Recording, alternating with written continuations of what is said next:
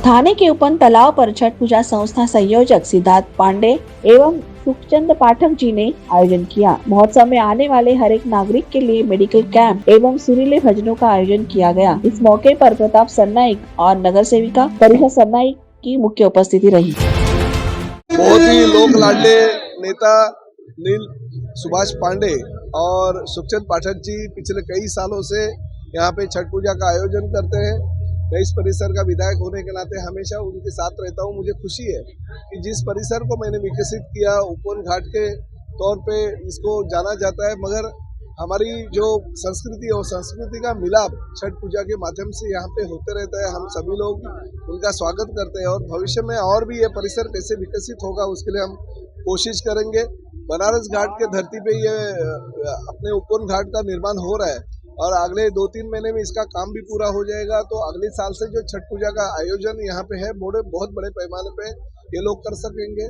बहुत ही अच्छा माहौल इस परिसर में हमारे सब उत्तर भारतीय, बिहारी तथा हमारे महाराष्ट्रीयन लोग भी अच्छी तरह से मिलजुल के इस कार्यक्रम का आयोजन कर रहे हैं। मैं देख रहा हूँ कि दिन ब दिन हमारे उत्तर भारतीय और बिहारी समाज के लोगों की संख्या बहुत बड़े पैमाने पे यहाँ पे हो रही है। तो खुशी की बात है कि इतने बड़े बड़े जगह उनको अगर छठ पूजा के लिए मिलते हैं तो खुशी की बात है। मैं उनके साथ हमेशा रहूँगा और भविष्य में नील पांडे और हमारे जो इस परिसर के मुख्यमंत्री है, जो नेता है महाराष्ट्र के आदरणीय एकनाथ शिंदे साहब का भी बहुत बड़ा योगदान इसके लिए रहता है। मैं इस छठ पूजा के माध्यम से हो रहे इस कार्यक्रम को शुभकामना। मला वाटते की ही आपली भारतातली एक हिंदू संस्कृती आहे आणि हात आपण म्हटलं की महाराष्ट्रामध्ये बरेच यूपी, बिहार, हल्ली झारखंड, नेपाळ ह्या सगळ्या ह्याच्यामध्ये छठ पूजेचं आयोजन केलं जातं, म्हणजे ते पण हे मानतात आणि मला वाटते ठाणे शहरामध्ये खूप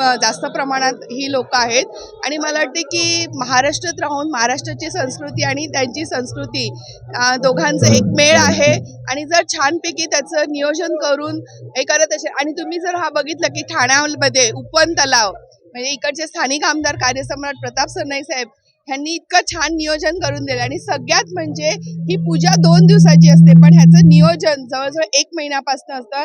तर मी ह्याचे इकडचे अध्यक्ष सुखचंद पाटणजी, युवा नेतृत्व सिद्धार्थ हा पण मला वाटते कालपासून इकडेच उभा आहेत, म्हणजे सगळं देखरेख लक्ष देतोय आणि महिला शांतपणे आणि मला असं वाटते की नियमाने आणि पर्यावरणपूरक जर केलं, कारण तलावाला ह्यांचं कुठली मूर्ती विसर्जन होत नाहीये किंवा काय, ते त्यांचा एक नियम आहे की उगवता सूर्य आणि ढलता सूर्य म्हणजे सूर्यास्त ह्याच्यामध्ये पाण्यामध्ये त्यांचं देवीची पूजा करायची असते आणि मला वाटते शांतपणे आणि खूप छान प्रकारे खूप मोठ्या प्रमाणात इतके उत्सव साजरा करतात। तो मैं सगळ्यांना शुभेच्छा देते आणि खूप खूप धन्यवाद। यहाँ पर 25 साल हो गया छठ पूजा का आयोजन हुआ। थाना में सबसे पहला उपवन तालाब से ही शुरुआत हुई है छठ पूजा का। उससे पहले हम लोग जुहू में जाते थे, लेकिन संख्या बढ़ने के कारण हम लोग ने यहीं पे शुरुआत किया और शुरू से ही हमें यहाँ पर हमारे विद्यमान आमदार प्रताप सरनाइक साहब हमारे कंधे से कंधे मिलाकर हमें प्रोग्राम में हमेशा कामयाब हो और मार्गदर्शन रूप में ताई परिषा सरनाइक ताई हमारे साथी रहती हैं।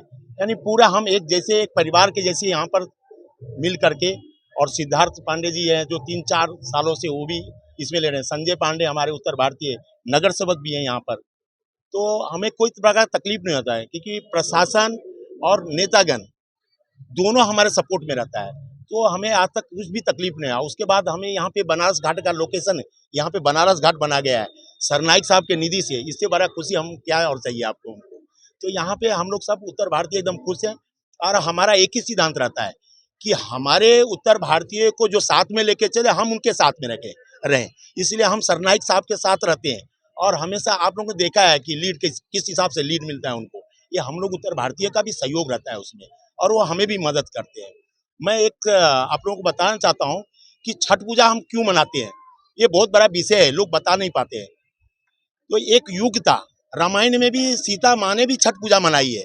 एक उससे भी पहले का युग की कहानी है ये कि सूर्य भगवान में सूर्य ग्रहण लग गया था। जैसे चंद्र ग्रहण सूर्य ग्रहण सुनते हैं आप लोग, तो सूर्य ग्रहण लग गया था और 1 हफ्ता तक अंधेरा था। तो हमारे हिंदू धर्म में ब्रह्मा विष्णु महेश पृथ्वी के रचयिता है, वो लोग चिंतित हो गए कि यहाँ पे रोशनी नहीं होगी तो फिर इस पृथ्वी का क्या काम।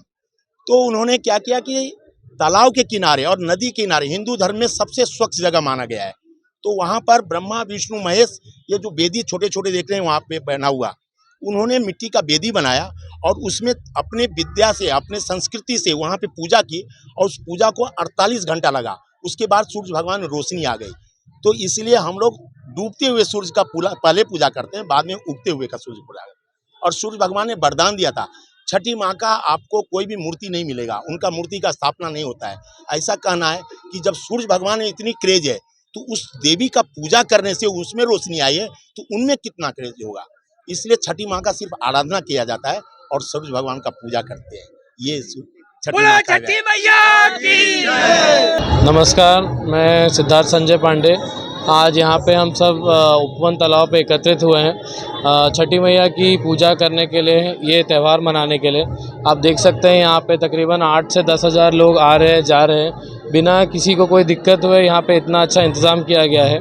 यहाँ पे जो आयोजक हैं सुखचंद पाठक जी, महेंद्र ये झा जी, इन सभी को मैं धन्यवाद देना चाहूँगा कि यहाँ पे जो भी व्यवस्था की गई, जैसे मेडिकल कैंप है या टॉयलेट्स हैं या नाश्ता पानी की व्यवस्था की गई है, वो उसके वजह से यहाँ पे इतने सारे लोग जो भी आ रहे हैं उनको कोई तकलीफ़ नहीं, बल्कि सब सुविधा मिल रही है। और यहाँ के जो स्थानिक आमदार हैं श्री प्रताप सरनाइक जी, उनके मार्गदर्शन में हम ये सारे यहाँ पे कार्यक्रम कर रहे हैं। हम सारे कार्यकर्ता यहाँ पे जुटे हुए हैं ताकि किसी को कुछ भी कमी पड़े तो हम उसके लिए तत्पर हैं।